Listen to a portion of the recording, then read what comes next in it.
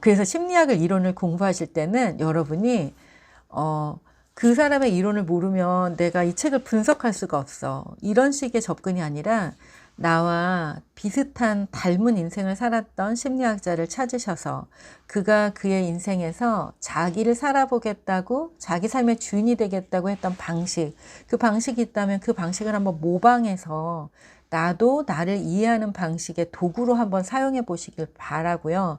그걸로 굳이 뭐 그림책을 분석하는데 쓰지 않으셔도 괜찮을 것 같아요. 저는 이제 그림책 심리 코칭에서 가장 중요하게 생각하는 건 뭐냐면 저는 융 심리학의 그 자기와의 과정을 그림책 심리 코칭 지도사 과정 안에 녹여놨거든요. 그래서 세상에 수많은 사람들이 융 심리학에 대해서 그 개념적인 것들을 정리하고 그 이론을 이제 서로 이야기하는 것에 끝나요. 그래서 세상에 있는 많은 지식이 사실 그래요.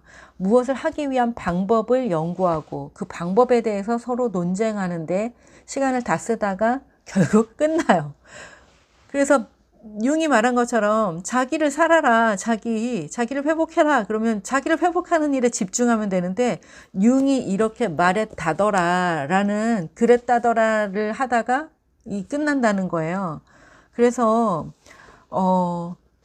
저는 이제 이론을 얘기하지 않고 그걸 경험시키는 과정으로 그림책 심리 코칭 지도사 과정을 만들었어요. 그래서 2급 과정에서는 그 경험되는 과정이지, 그래서 경험돼서 그 과정을 하다 보면, 자기라는 게 이제 막연하게 그 개념으로 가지고 있던 것들을 그냥 느낌으로 이제 가지고 있을 수 있는 그런 단계가 되는 거죠. 그래서 이 느낌이 도대체 또 구체적으로 설명이 돼야 되잖아요, 우리는.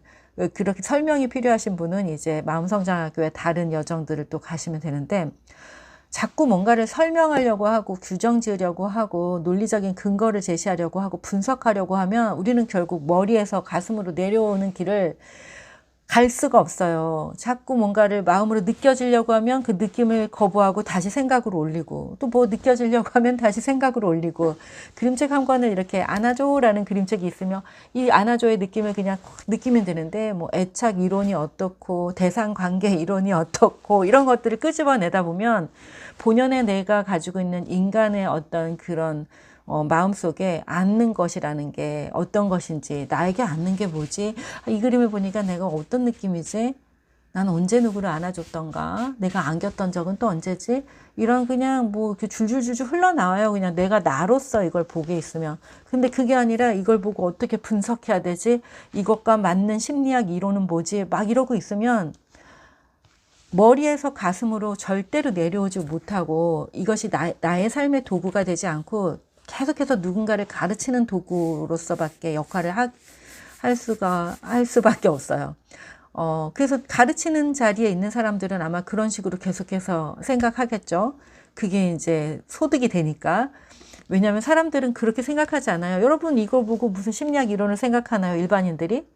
일반인들은 그냥 이걸 보고 그냥 좋다, 예뻐, 따뜻해요, 편안해 보여요, 막 너무 아름다워요, 저도 저런 엄마가 있으면 좋겠어요, 저도 이런 엄마 될래요, 이런 게 이제 일반인들의 반응인데, 가르치는 자들은 이걸로 뭔가 남과 다른 이야기를 해야 돼요. 그러니까 뭐 그렇게 연구할 수 있어요. 근데 내가 그냥 평범한 나로서 내 주변 사람들과 내 이웃 엄마들과 또 내 친구들과 나눌 때 만약에 그런 공동체의 장으로서 그런 삶을 계속 살아가고 싶으시다면 본연의 나로서 내가 느끼는 대로 이야기할 수 있는 그런 시간들이 훨씬 의미 있고 가치 있다. 그리고 그것을 계속 깊이 있게 그냥 편안하게 나누다 보면 어느 순간 여러분 알게 될걸요. 그 위대한 심리학자 누가 얘기했던 게 내가 생각한 거랑 내가 그냥 마음으로 느껴서 깨달은 거랑 똑같네. 여러분의 위대함을 발견하는 순간들이 그렇게 찾아올 거예요. 저 역시 그랬어요. 그래서 저는 사실은 뭔가 삶이 너무 고되고 너무 힘든 시간들을 지나다 보면 우리는 이전에 깨닫지 못한 엄청난 것들을 많이 깨닫게 돼요. 고난을 통해서. 여러분도 그런 거 있으시죠? 하나씩? 네. 누가 가르쳐 주지도 않았는데 삶의 정말 위기의 순간들을 통과하면서 우리는 엄청난 것들을 깨닫게 되거든요. 저도 그랬어요. 그래서 만약에 다시 산다면 어떤 사람으로 살아야 할까? 어떤 어른으로 살고 싶을까? 이런 걸 깊이 생각하다 보니까 되게 좋은 것들, 많은 것들 깨달았어요. 그래서 그걸로 처음에 이제 내가 깨달음의 그 순서, 내가 이런 거 깨닫고 이런 수치심의 단계에서 이런 걸 깨달았는데 그걸 이제 쫙 이렇게 프로그램을 만들었는데 그게 생존 독서 프로그램이었어요. 생존 독서를 하다가 보니까 사람들에게 이제 강의를 할 때 늘 깨달았습니다. 네, 깨달으세요. 여러분도 깨달으세요. 이렇게 했더니 사람들이 아, 무슨 도인도 아니고 어떻게 깨달아요? 막 이렇게 하더라고요. 그래서 제가 그래요? 그러면 어떻게 이분들에게 설명을 해줘야 되지? 해서 찾은 게 이제 이 심리 코칭 안에서 내가 깨달은